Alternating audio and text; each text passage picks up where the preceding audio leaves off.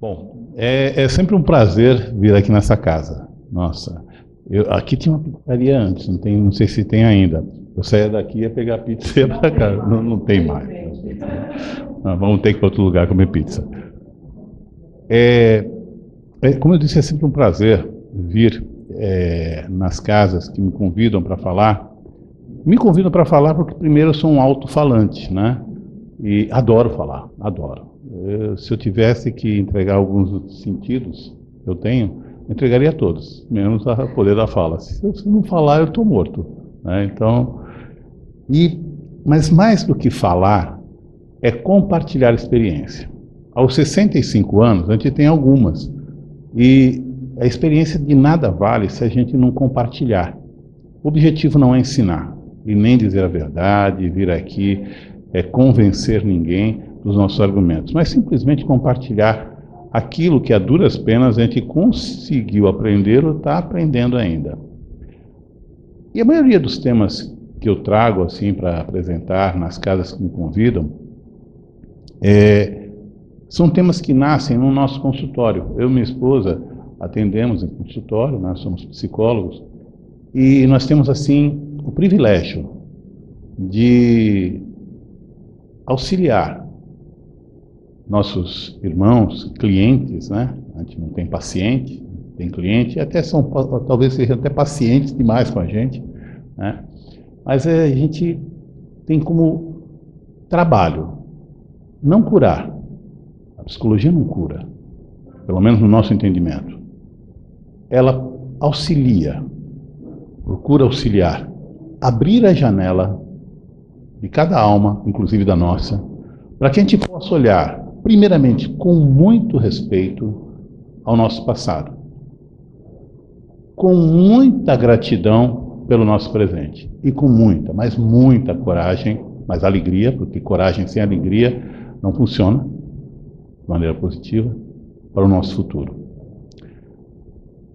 Porém, de todos esses tempos, passado, presente e futuro, o único que realmente existe é o agora, que já foi.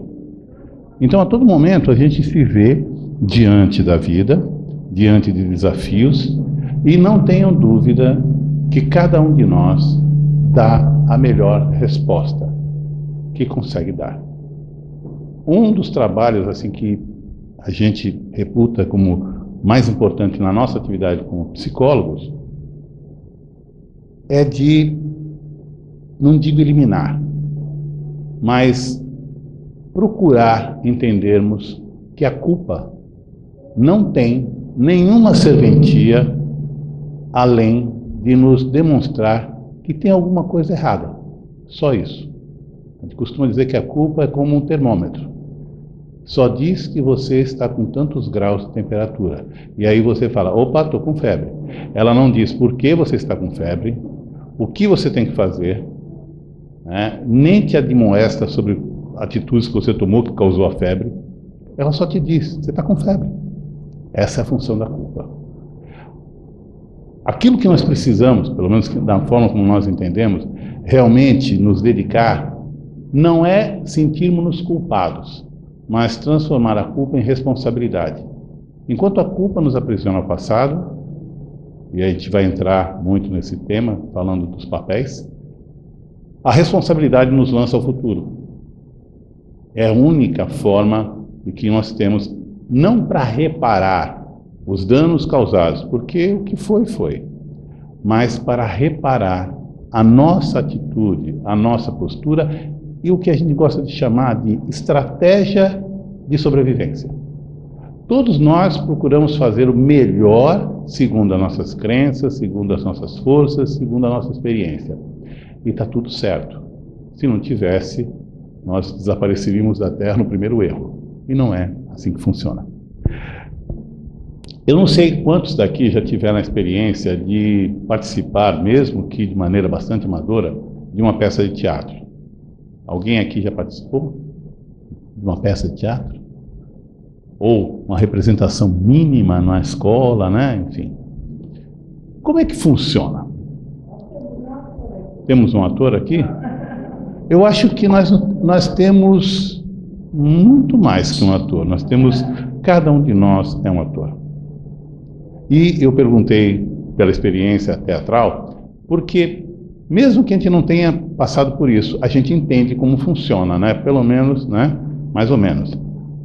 O ator, ele é convidado a participar de uma peça, de uma história, que não é a dele, mas é uma história, onde ele vai receber um papel.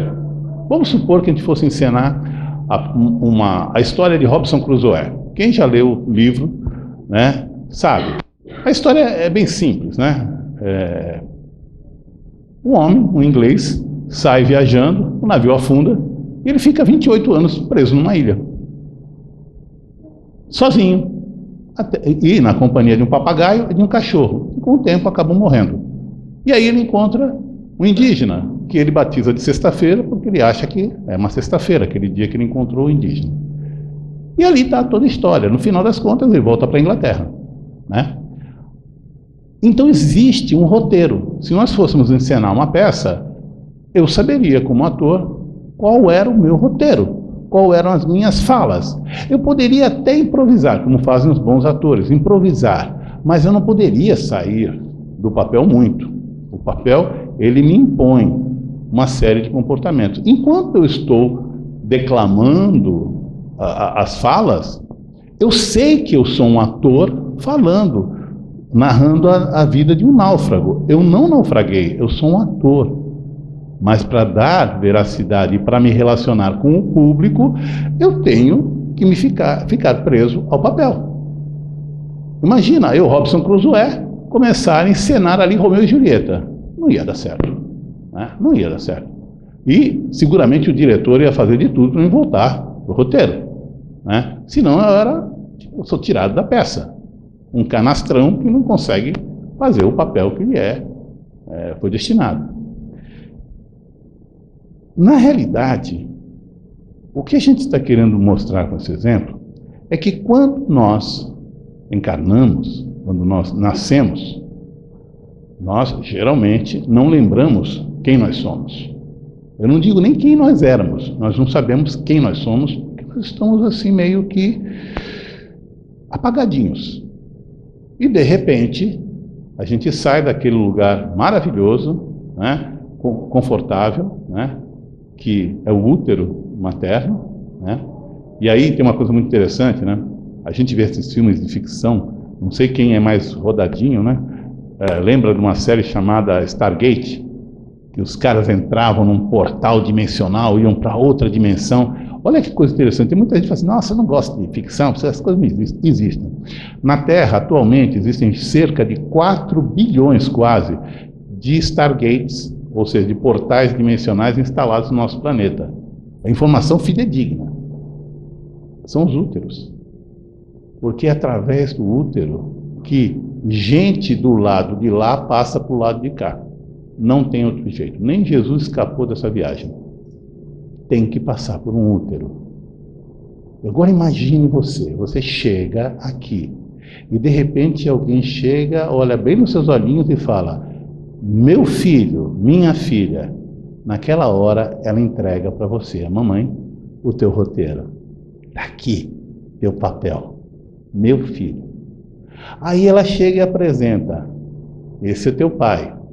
Ele pega aquele roteiro que ele recebeu, ela, o papel é outro. Tem o filho da mamãe e o filho do papai. E não se misturam. Um bom ator sabe que ele tem falas próprias para se relacionar com cada interveniente. Experimentem vocês falarem com a mamãe da mesma forma que vocês falam com o papai ou vice-versa. Não vai dar certo. Aí, para a sorte ou azar de alguns, apresentam um irmão ou irmã. E aí é um outro papel, é um outro personagem que você cria automaticamente.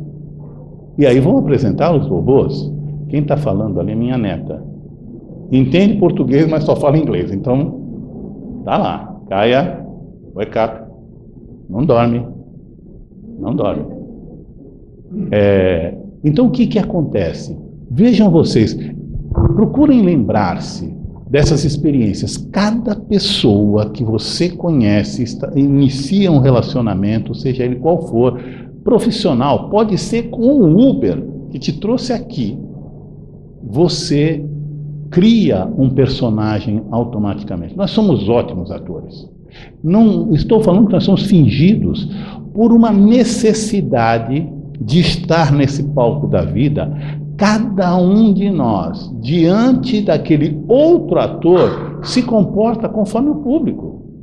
Imagina, se eu viesse aqui contar, fazer um stand-up, contar piada, que eu adoro, mas não ia dar certo, o público ia se retirar. Então, eu me comporto de acordo com a expectativa que eu julgo que exista. E assim vai. Ainda criança, nós lembramos que nós somos atores. E às vezes a gente sai do papel. Aí chamam a gente de birrento, mal criado, porque não está se comportando de acordo com o esperado. Saiu do script. E aí a mãe fala: não é assim que se comporta um filho, não é assim que se comporta um pai, não é assim que se comporta um marido. Cadê aquele namorado que eu tinha um dia? Ou seja, toda hora tem alguém lembrando: olha, volta para o papel, volta para o papel, você está improvisando muito. Mas como eu disse, ainda criança, a gente meio que rejeita um pouco e tenta ser nós mesmos. Alguns pensam que isso acontece na adolescência. A adolescência, a gente aí encarna todo tipo de herói, né? Todos nós, sem exceção. E aí o que vai acontecendo é que, com o tempo, os papéis, por conta dos feedbacks, aplausos, reconhecimentos, pedidos de autógrafo, vão se tornando cada vez mais fortes. E eu vou esquecendo, pouco a pouco, que eu sou um ator. Pouco a pouco eu esqueço da minha essência.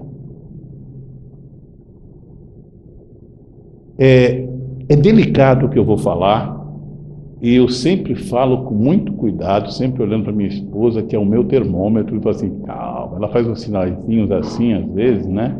Calma. Porque eu arrisco a nunca mais ser convidado a fazer palestra aqui. Eu espero que, né? Eu ensaiei bem, né? Vamos lá. Existem dois papéis na nossa vida que diferenciam a experiência de homens e mulheres. E isso não é um papo, não é uma história sexista.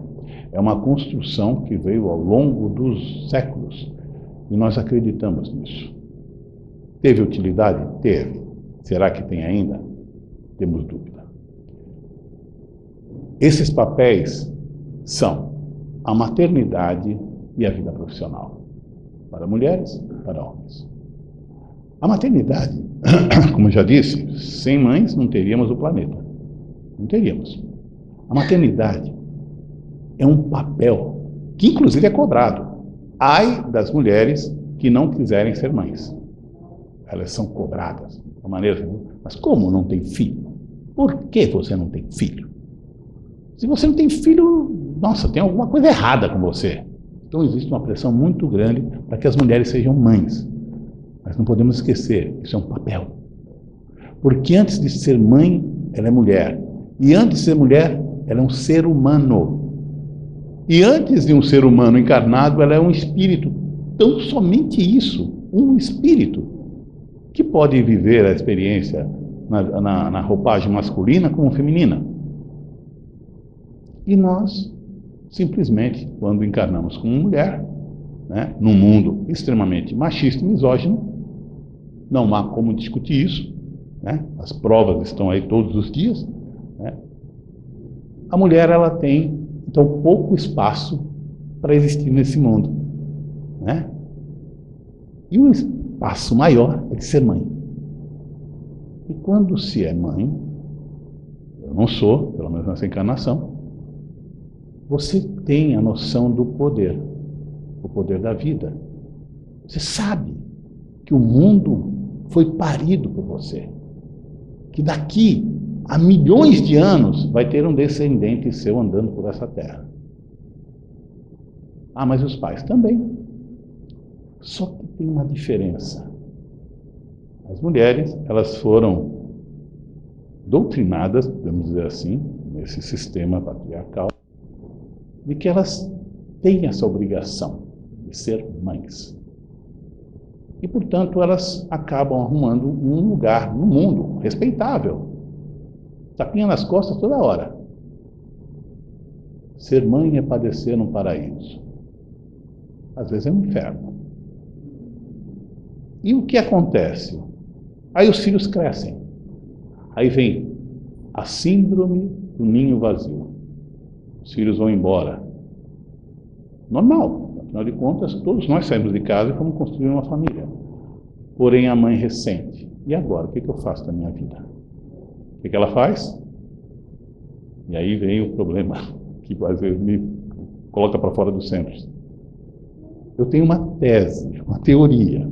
E, por favor, quem não concordar, jogue fora, não discuta. Ou, se quiser discutir, a gente pode conversar depois. Não existe mãe de homens, só existe mãe de meninos. Porque ser mãe de um homem seria reconhecer que ele é autossuficiente, eu fiz um ótimo trabalho, sou dispensável. Aí dói na alma. Como dispensável? Sim.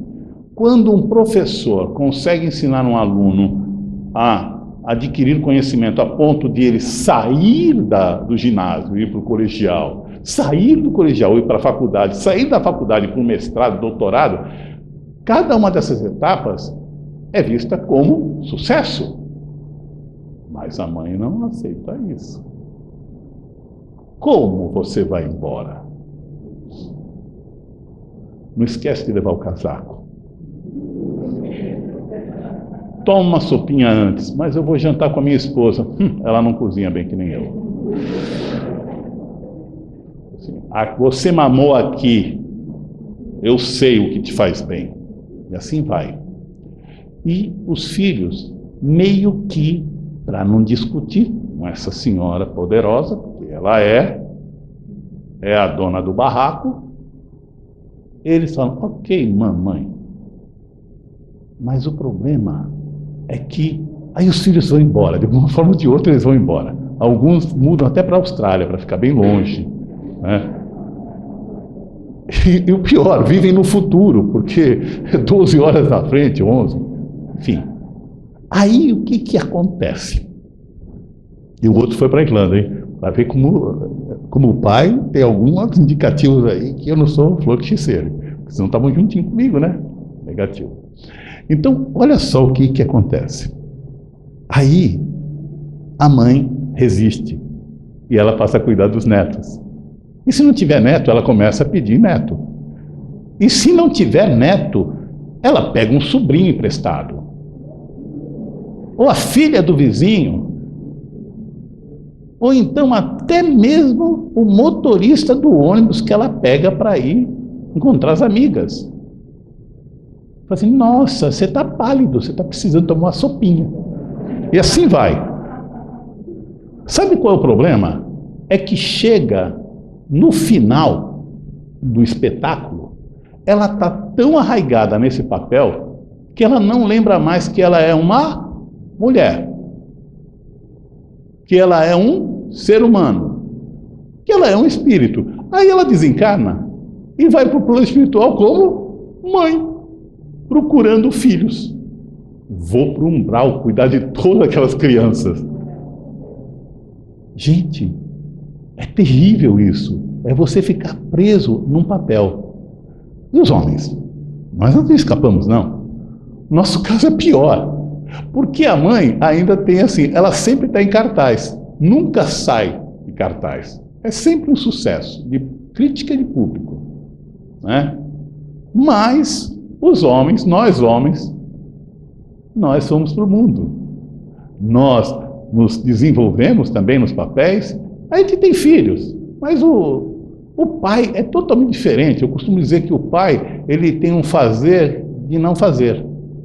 A gente não faz. Quem faz é a mãe. Afinal de contas, quem ensinou a criança a comer com garfo e faca, limpar o bumbum, escovar os dentes, amarrar o tênis, andar, falar, foi a mãe.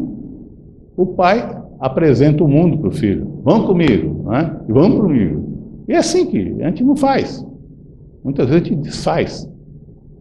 E nós somos referências do mundo. Aí não é que nós somos boa referência ou má referência, simplesmente referência. Nós somos placa de sinalização de rua.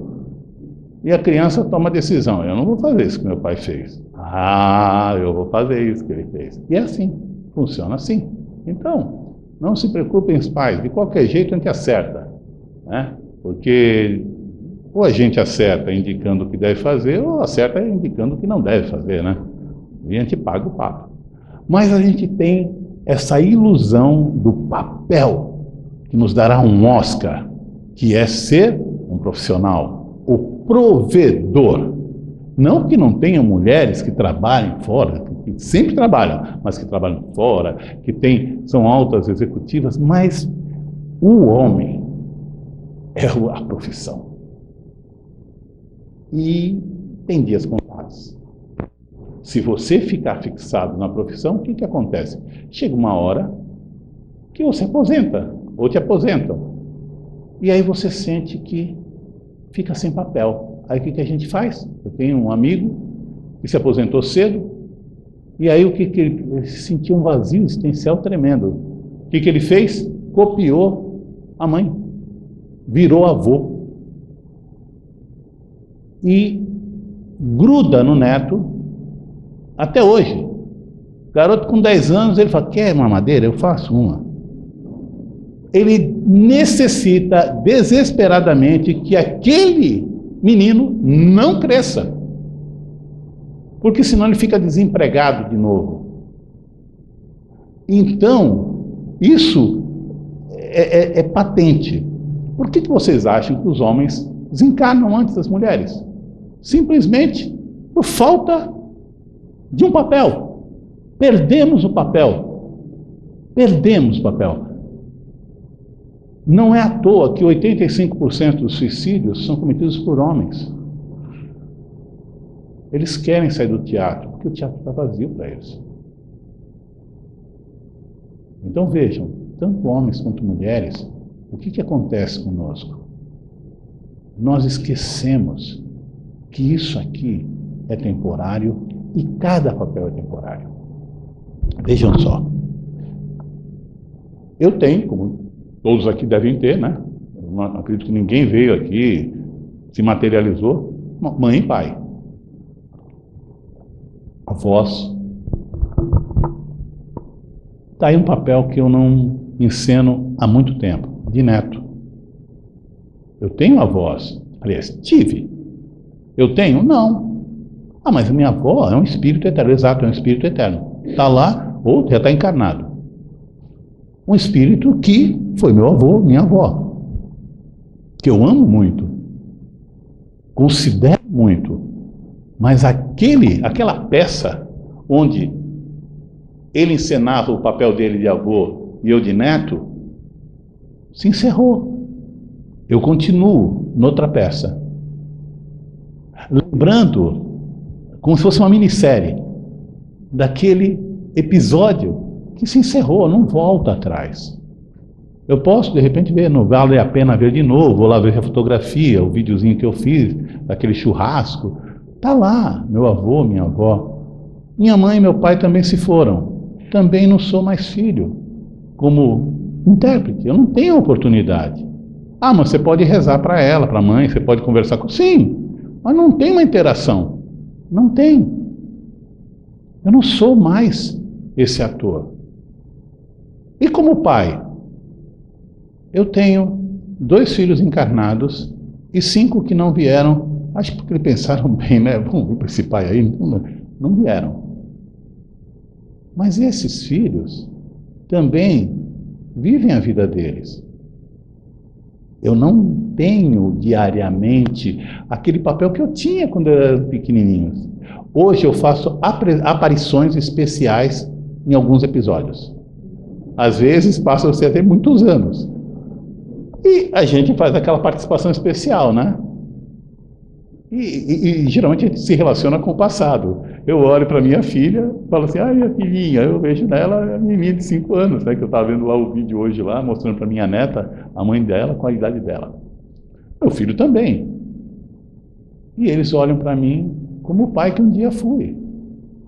Eles não conseguem ver o ser humano que está antes ou depois do papel. E não tem nada de errado. Essa relação ela é autêntica, mas ela identifica essa relação como algo que é uma construção. Meus filhos, minha esposa, minha mãe, meus netos, os clientes que eu atendo, os amigos, todos estabelecem comigo e eu com eles relacionamentos, mas quando eles vão embora, quando eu estou em casa, sozinho, eu estou na companhia da única pessoa que ficará comigo por toda a eternidade. Eu. Vocês já ouviram, não sei se vocês conhecem, um ator chamado Rowan Sebastian Atkinson. É um dos meus preferidos. Tá aí. Não, é o Rowan Sebastian Atkinson. Exatamente isso. É o Mr. Bean. É o Mr. Bean. Mas e o Rowan? Lá sei quem é. Eu sei quem é o Mr. Bean.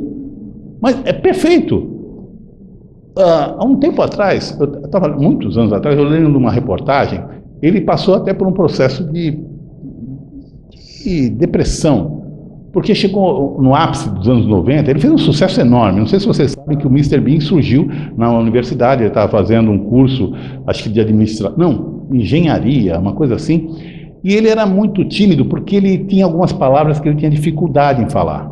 Ele tinha uma dificuldade em pronunciar algumas palavras. Isso na Inglaterra. E ele desenvolveu uma estratégia. Ele fazia micagens, fazia caretas, né? Para demonstrar que estava afim, não estava.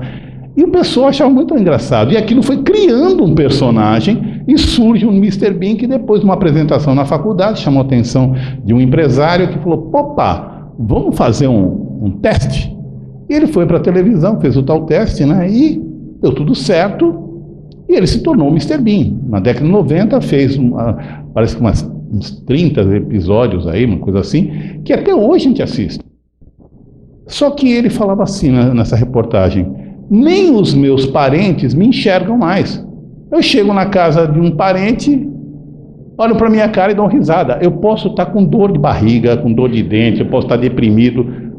Se eu fizer cara de deprimido, eles riem. E interessante que o Mr. Bean, ele foi um personagem construído a partir da perspectiva de uma criança de 6 anos. Então ele faz aquelas birras, faz aquelas coisinhas assim de criança mesmo, né? E por isso é tão acolhido, tão receptivo por nós, né? E aí ele comentou isso, da dificuldade que ele tinha de ser ele. Onde ele fosse, era sempre Mr. Bean, a não ser que ele fosse completamente camuflado. Ele ficou preso ao papel. Deu-lhe muito dinheiro, muito ibope, mas acabou com a vida dele enquanto indivíduo. Um dia, acho que há uns 5 ou 6 anos atrás, ele estava no aeroporto de Londres, lendo o jornal, e aí, isso aí também tem na internet, apareceu um homem, se aproximou dele e falou assim, posso lhe fazer uma pergunta? O jornal dobrou, pois não? Já lhe disseram que o senhor é muito parecido com o Mr. Bean? Aí ele pegou, se impertigou, assim, mas eu sou o Mr. Bean. Você gostaria de ser, né? Não, eu sou o Mr. Bean. Mas claro que você não é o Mr. Bean, você é parecido, muito parecido, mas não é o Mr. Bean. Mas eu sou o Mr. Bean. Tá bom. A pessoa saiu andando, né? E ele falou nessa entrevista, eu fiquei colérico. Mas de repente eu pensei, ele me viu. Ele me viu além do personagem. E é isso. Leon Denis tem uma frase, né, que ele diz assim, que a maior solidão do ser humano é a solidão da individualidade. E essa não tem como escapar. Nós somos solitários. Esse é o nosso destino. Mas como? Ficar sozinho? Não, não, não. Ser solitário, mas ao mesmo tempo, aí vem o desafio, ser solidário com outros solitários. Pessoas individuais. Não é uma linha de montagem. Cada um de nós tem a sua história, mas a sua história aqui antecede qualquer papel e se sobrepõe a qualquer papel. E aí vem um ponto delicadíssimo dentro, não da doutrina espírita, porque se a gente for ler a doutrina espírita, a gente vê que a gente fica mais assustado. Mas talvez dentro da leitura que nós espíritas ou espiritualistas fazemos do após-vida, ou após-encarnação, ou desencarne. Veja, se nós continuássemos acreditando no que algumas religiões falavam no passado, que a alma é criada no momento da concepção, tranquilo. Fui criado em 26 de julho, não, mais menos, né? 9 meses antes, né? Lá em 1958, quando eu nasci, tenho 65 anos, fui ali fui criado. Então, fui criado ali, no final, vou ser destinado, vamos para um lugar mais friozinho, mais quentinho, né? Então, e lá, vou ficar junto com os meus iguais, o resto da eternidade. Aí tudo bem. Mas não é assim que as coisas funcionam. Afinal de contas, pelo menos dentro daquilo que a gente acredita, eu existo em infinitas vidas antes e vou continuar reencarnando durante um bom tempo, né? Alguns aqui em Santos, outros em Cubatão, enfim, né? Não sei, no Afeganistão, Nova York, né? Mas, enfim, cada um faz seu programa reencarnatório, ou então se impõe aí onde mandarem. Mas olha só, o problema é o seguinte: quando eu desencarno, aí eu tenho aquela ilusão. Eu vou sair desse mundo horroroso, vou encontrar vovó, vovô, a titia Nicota, aquele meu amigo que morreu faz tanto tempo, mas nossa, é como se a gente fosse para um hotel fazenda no plano espiritual, onde está todo mundo esperando para a gente participar do churrasco, que não acenderam nem o carvão, porque a gente não chegou. Aí a gente chega, aí a gente fala assim, não, mas não acende ainda o fogo, porque eu tenho mais 4 filhos lá, que ainda, mais algumas décadas, eles vêm para cá também, então vamos esperar um pouquinho. Aí vem os filhos, espera aí, que os seus netinhos também têm que vir. Gente, não faz o menor sentido.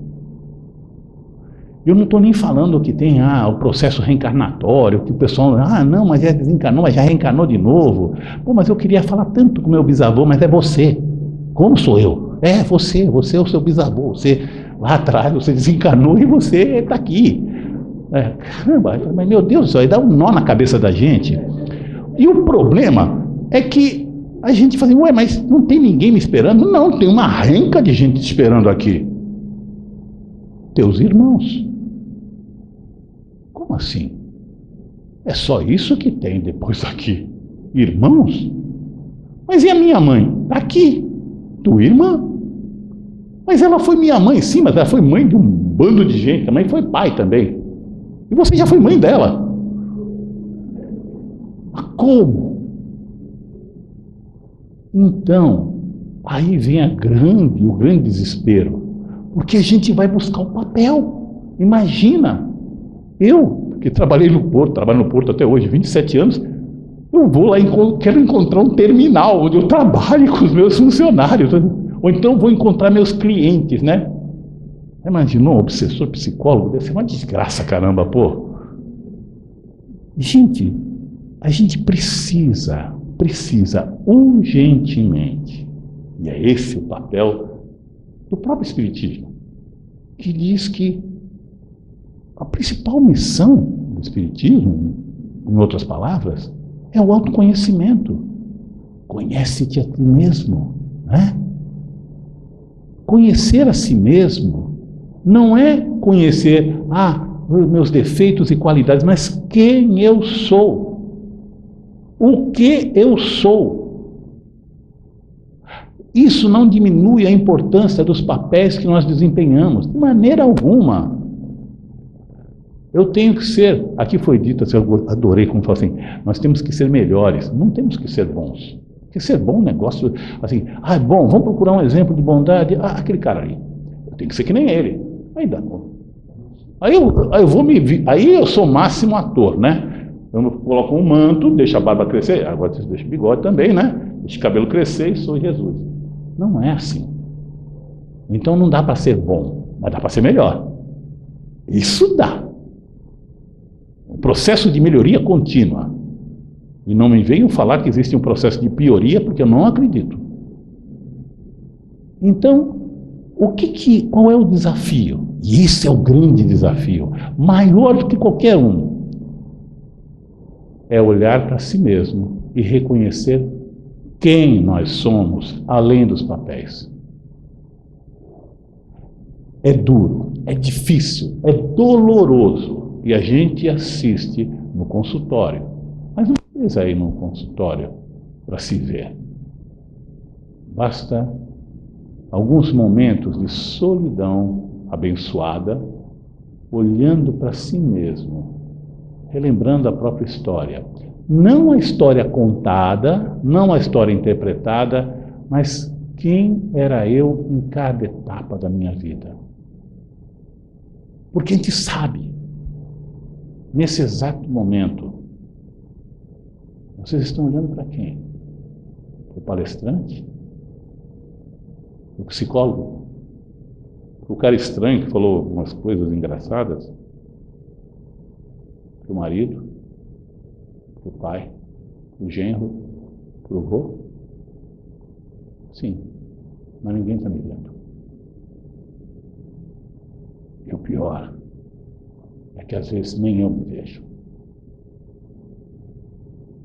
E essa é a maior perda de todas, quando a gente se perde. Eu faço uma brincadeira com meus clientes, eu falo assim, que música você gosta? Ele pensa 10.000 vezes antes de responder, porque ele não lembra mais. Ele sabe da música que ele curtia com a namorada, com a esposa, com o filho, com os amigos, mas que música você gosta? O que você gosta? O que você não gosta? E mais, o que você deseja? E que você não conta para ninguém. A gente tem uma pressão enorme para sermos aceitos. Enorme. Desde pequeno, a gente tem que atender a expectativa. E quando a gente atende a expectativa, a gente se enquadra na normalidade. E aí, a gente vai abrindo mão da gente. Vai abrindo mão da gente. E aí, dão um tapinha nas nossas costas. Nossa, você é um exemplo. Você sim. E eu? Quando eu vou poder sair? Quando é que eu vou poder falar? E para quem? Então, a sugestão. Não é dica, é uma sugestão. Identifique alguém que você conheça, que esteja também em busca de si próprio. E permitam-se trocar, falar abertamente dos vossos sonhos, dos vossos desejos, sem qualquer pudor, sem qualquer cobrança de perfeição. Falar dos arrependimentos. Recentemente eu li um livro muito interessante, na Biblioteca da Meia-Noite. Fica aí uma dica de leitura. Aí é dica de leitura. A história é muito interessante. Eu já vou terminar aqui porque eu sei que eu estou estourando o tempo. Senão eu não volto nunca mais. Então, eu já falei, eu sou um alto-falante. Teve uma vez que uma dirigente falou assim, não, pode falar à vontade. Eu falei, gente, alguém está aí com um travesseirinho? Vai, porque vai longe essa história. Esse livro, sem dar spoiler, a história se passa, é uma ficção, né? É um jornalista inglês que escreveu esse livro. E a história se passa do seguinte: uma mulher, 35 anos, que de repente ela chega um momento da vida dela que ela identifica que a vida dela é inútil. Ela não tem filhos, não seguiu a profissão que ela queria, ela podia ter sido uma atleta, também não foi, ela podia ter feito um monte de coisas, ela teve a oportunidade de ter um relacionamento com uma pessoa muito bacana, mas ela rejeitou por medo. Ela ia casar com alguém, ela também parou, porque o cara tinha uns projetos que ela não acreditava. E chegou a uma conclusão que a vida dela não tinha o menor sentido. E ela partiu para a ideia de que tem que sair daqui, porque não tem nada que me prenda. E tudo indica que ela vai se suicidar. E de repente, ela acorda numa biblioteca. Um monte de livros, infinitas fileiras, e a bibliotecária da época da faculdade. Aí ela pega e fala: eu morri? Aí a bibliotecária fala: ainda não. Eu estou viva? Também não. Então onde é que eu estou? Na biblioteca da meia-noite. Agora é exatamente meia-noite, vai continuar meia-noite durante toda a eternidade, se você quiser. Mas o que é isso aqui? Cada um desses livrinhos era tudo capa verde, sem nada escrito na capa. Tudo verde. Várias tonalidades. Cada livro desse é uma vida alternativa que você poderia ter tido se você tivesse tomado uma decisão diferente do que você tomou. No dia que você chegou e falou assim: te convidaram para tomar um café, aquele rapaz. Você mas não vou. Então aqui tem uma alternativa que você vai. E aí, esse livro, quando você abrir, ele não fala do passado. É de agora em diante. Só que com essa possibilidade de você ter ido tomar um café com aquele rapaz. Esse outro livro pode ser aquele curso que você queria fazer, mas você acabou desistindo. Não, você fez o curso e concluiu. E seguiu a vida. Então, cada um desses são os milhões, bilhões de arrependimentos que você teve. E a proposta aqui é a seguinte: já que você quer morrer, dá uma olhada num livro desse. Vai que você encontra aqui um motivo para continuar viva, numa vida alternativa. Você vai abrir o livro, vai ler a primeira frase e você vai estar lá.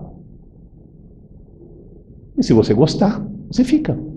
Se você não gostar, é só simplesmente pensar, você volta para cá, escolhe outro. É simples assim? Simples assim. Mas como é que eu vou saber o que eu fiz ali antes? Aí é problema seu. Então, sem dar muito spoiler, né? Dar um dunzinho, ela chega numa vida e ela vê, nossa, ela vê que tem um cara deitado do lado dela, que é o marido dela. E de repente aparece uma menininha querendo falar com ela: mamãe, eu tenho uma filha. Ela não sabe o nome da menina, porque ela não lembra do passado. Ela está ali. Então ela pega muito inteligente, pegou o celular, foi ver a fotografia, ver os nomes, foi procurar na internet o que ela tinha feito da vida, e assim vai. Para por aqui, não conto mais nada. Livro, é a Biblioteca da Meia-Noite. É uma leitura rápida, você fica extasiado, porque a gente identifica os nossos arrependimentos. E a mensagem do livro é muito linda, maravilhosa. Dói, mas é maravilhosa. Então, o que eu vim trazer aqui como proposta não é nenhuma novidade, né? Mas é um convite. Hoje à noite, antes de dormir, vão até o espelho. Não olhem as rugas, nem o cabelo branco, os quilinhos a mais. Olhem nos olhos e perguntem: onde você está? Onde você ficou? Volta para mim. Urgentemente, volta para mim. Porque eu tenho um monte de papéis aqui para encenar. Mas no final das contas, eu sempre volto à noite para o camarim para tirar a maquiagem, as vestes. E preciso, desesperadamente, ficar comigo para sempre. Obrigado.